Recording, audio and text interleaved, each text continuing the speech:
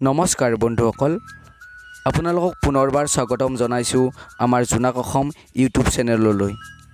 বন্ধুসকল, যদিও আমাৰ এইটো এডুকেশ্যন চেনেল নহয়, তথাপিও আমাৰ ভগৱান স্বৰূপ মহান শিক্ষকসকলৰ স্বাৰ্থত আজি আপোনালোকৰ মাজত এই ভিডিঅ'টো আগবঢ়ালোঁ। শিক্ষক হৈছে এডাল জ্বলি থকা মমবাতিৰ দৰে, যিয়ে নিজক জ্বলি আনক পোহৰ দিয়ে। শিক্ষা আৰু শিক্ষক অবিহনে কোনো ব্যক্তিয়ে নিজৰ জীৱনত সফলতা লাভ কৰিব নোৱাৰে।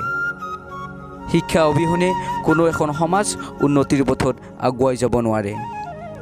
শিক্ষা হৈছে এনে এবিধ সম্পদ যাক কেতিয়াও টকা পইচাৰ দ্বাৰা কিনিব নোৱাৰে।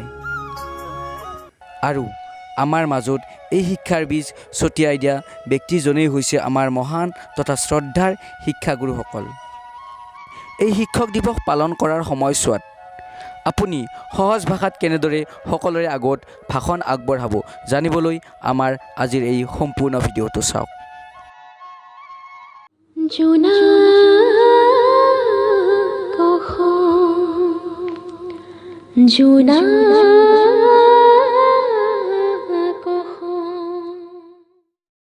মোৰ শ্ৰদ্ধাৰ শিক্ষাগুৰুসকল, লগতে মোৰ মৰমৰ ভাই ভনী বন্ধু বান্ধৱীসকল, আজি 5 ছেপ্টেম্বৰ শিক্ষক দিৱস উপলক্ষে মই আপোনালোকৰ আগত দুআষাৰ ভাষণ ৰাখিবলৈ ওলাইছোঁ।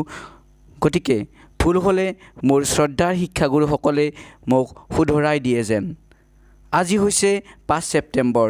এই 5 ছেপ্টেম্বৰ দিনটোতেই গোটেই ভাৰতবৰ্ষতেই শিক্ষকসকলৰ শ্ৰদ্ধাৰ অৰ্থে শিক্ষক দিৱস পালন কৰা হয়। আমাৰ দেশৰ মহান চিন্তাবিদ, দাৰ্শনিক, মহান শিক্ষক ডক্টৰ.সৰ্বপল্লী ৰাধাকৃষ্ণন দেৱৰ জন্ম হৈছিল 1888 চনৰ 5 ছেপ্টেম্বৰ তাৰিখে মাদ্ৰাছৰ তিৰুতানী নামৰ ঠাইত। তেখেতৰ পিতৃৰ নাম আছিল চমাইয়া আৰু মাতৃৰ নাম আছিল চিতাম্মা। তেখেতে 8 বছৰ বয়সলৈকে ঘৰতেই শিক্ষা গ্ৰহণ কৰিছিল। 1896 চনত যেতিয়া তেখেতৰ বয়স 9 বছৰ হৈছিল, তিৰুপতিৰ লুথেৰেন মিছন স্কুলত নাম লগাই দিছিল।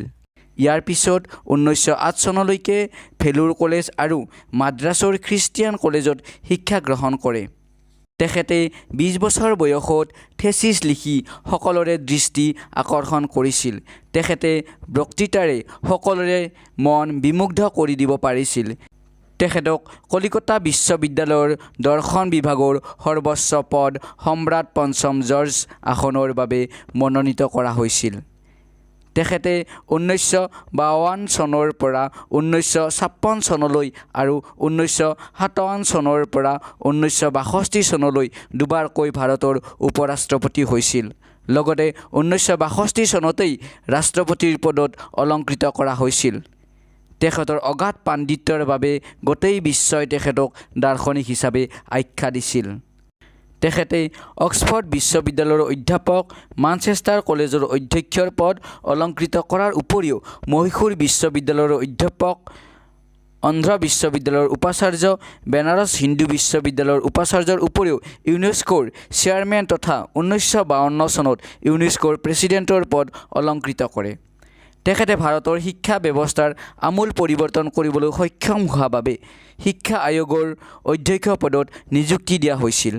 তেখেতক 1954 চনত ভাৰত ৰত্ন সন্মান প্ৰদান কৰা হৈছিল।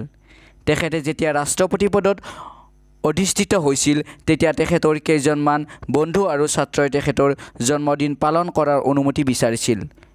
তেতিয়া তেখেতে তেওঁলোকক কৈছিল যে তেওঁ নিজকে ৰাষ্ট্ৰপতি, দাৰ্শনিক, ৰাজনীতিবিদ হিচাপে পৰিচয় দিয়াতকৈ শিক্ষক হিচাপে পৰিচয় দিবলৈ বেছি ভাল পায়।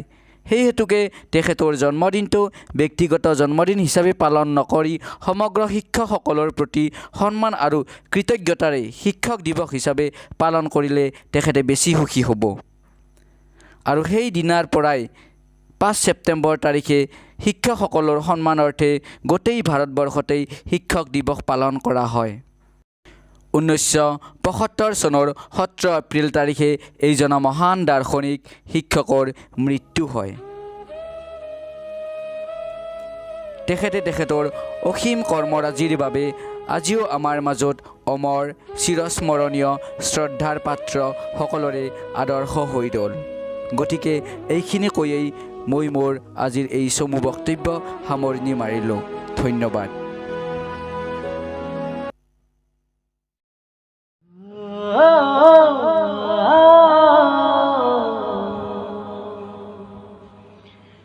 জোনা